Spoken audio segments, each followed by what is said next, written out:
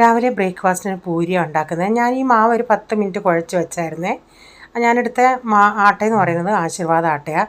അപ്പോൾ ആ നേരം കൊണ്ട് ചായയൊക്കെ ഉണ്ടാക്കിയായിരുന്നു. ചായയൊക്കെ റെഡിയായി. ചായ കൊടുക്കാനുള്ളവർക്കൊക്കെ ചായ കൊടുത്തു. അപ്പോൾ ഈ 10 മിനിറ്റ് ഞാൻ ഇത്രയൊന്ന് വെച്ചിട്ടുണ്ട്. അത് നന്നായി, ചിലത് ഫ്ലോപ്പായി പോയി. നന്നായി കൂടുതലും ഇങ്ങനെ നന്നായിട്ട് കുമിളിച്ച് വരുമായിരുന്നു. അപ്പം ബ്രേക്ക്ഫാസ്റ്റ് എല്ലാം ഉണ്ടാക്കി കഴിഞ്ഞതിന് ശേഷം പിന്നെ കഞ്ഞിക്ക് വെള്ളം വെച്ചിട്ടുണ്ടായിരുന്നു. അരി കഴുകി അടപ്പത്തോട്ടൊന്നിടട്ടെ. അപ്പോൾ അരിയൊക്കെ കഴുകിയൊന്ന് അടപ്പത്തിട്ടിട്ടുണ്ട്. എന്നിട്ട് ടിഫിന് കൊണ്ടുപോകാനായിട്ട് ചപ്പാത്തിയുടെ കൂടെ കഴിക്കാൻ ഞാനൊരു 2 മുട്ട ഒന്ന് പൊട്ടിച്ചൊഴിച്ചിട്ട് അതിൽ ഒരു സവാളയൊക്കെ ഇട്ട് ഇച്ചിരി ഉപ്പും ഇട്ടതിന് ശേഷം ഒന്ന് സ്ക്രാമ്പിൾ ചെയ്ത് ഇങ്ങനെ എടുക്കുന്നുണ്ട്. ഇതിപ്പം ടിഫിന് കൊണ്ടുപോകാനാണ് ഞാൻ ഉണ്ടാക്കിയത്. അതിനുശേഷം ഉച്ചയ്ക്ക് ചപ്പാത്തിക്ക് ഉരുളൻകിഴങ്ങ് മെഴുക്കുവരട്ടി ഉണ്ടാക്കുന്നുണ്ട്. അപ്പോൾ ഉരുളൻകിഴങ്ങ് ഞാൻ ചിലപ്പോൾ എണ്ണയ്ക്കകത്തിട്ട് ഡയറക്റ്റ് അങ്ങ് മുരിച്ചെടുക്കും.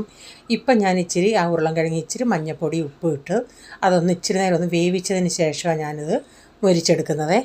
അപ്പോൾ മീൻ ഫ്രിഡ്ജിൽ ഇരിപ്പുണ്ടായിരുന്നു. അത് കേരച്ചൂരയായിരുന്നു. അതൊന്ന് വെട്ടിക്കഴുകി വൃത്തിയാക്കിയെടുക്കട്ടെ കറി വയ്ക്കാനായിട്ട്. അപ്പോൾ മീനൊക്കെ വെട്ടി വന്നപ്പോഴത്തേക്കിന് ഞാൻ ആ ഉരുളൻകിഴങ്ങ് വെന്തായിരുന്നു. അതേ പാത്രത്തിൽ തന്നെ ഉരുളൻകിഴങ്ങ് വേറൊരു പാത്രത്തിലോട്ടാക്കിയിട്ട് അതിൻ്റെ അകത്ത് ഇച്ചിരി വെളിച്ചെണ്ണ ഒഴിച്ച് ഇച്ചിരി മുളക് പൊടി ഇട്ടിട്ട് ഉരുളൻകിഴങ്ങ് ഇട്ട് കൊടുത്തിട്ടുണ്ട്.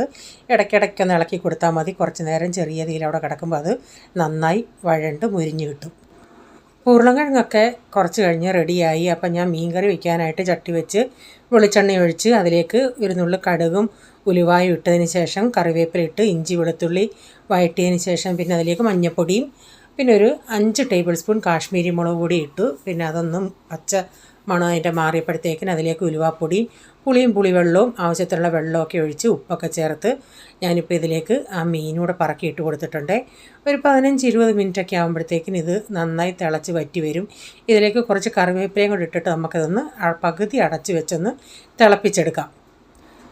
ഒരു 15-20 മിനിറ്റൊക്കെ ആയപ്പോഴത്തേക്കിന് നമ്മുടെ മീൻ കറിയൊക്കെ റെഡിയായി. ഇതിപ്പോൾ കുറച്ച് നേരമായി ഞാൻ തീ ഓഫാക്കിയിട്ട്. അപ്പോൾ നമ്മുടെ മീനൊക്കെ വറ്റി വന്നിട്ടുണ്ട്. അപ്പോൾ ഉച്ചക്കത്തെ ഊണ് റെഡിയായി. ഇതിൻ്റെ അകത്തൊരു തലയുണ്ട്.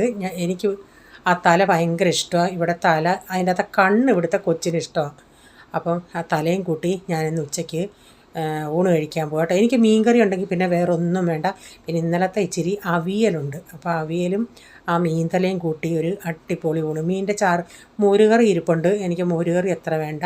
അവിയലും ആ മീൻചാറും കൂടെ കൂട്ടി ഞാൻ ഊണ് കഴിക്കുവാണേ. അപ്പോൾ ഈ വീഡിയോയുടെ ഫുള്ളായിട്ടുള്ള വീഡിയോ ആർക്കെങ്കിലും കാണാൻ താല്പര്യമുണ്ടെങ്കിൽ ഞാൻ ബിജീസ് കിച്ചൻ ചാനൽ വ്ലോഗിലിട്ടിട്ടുണ്ടേ. അപ്പോൾ ഇന്നത്തെ വീഡിയോയിലെ വിശേഷങ്ങൾ ഇതൊക്കെയായിരുന്നേ.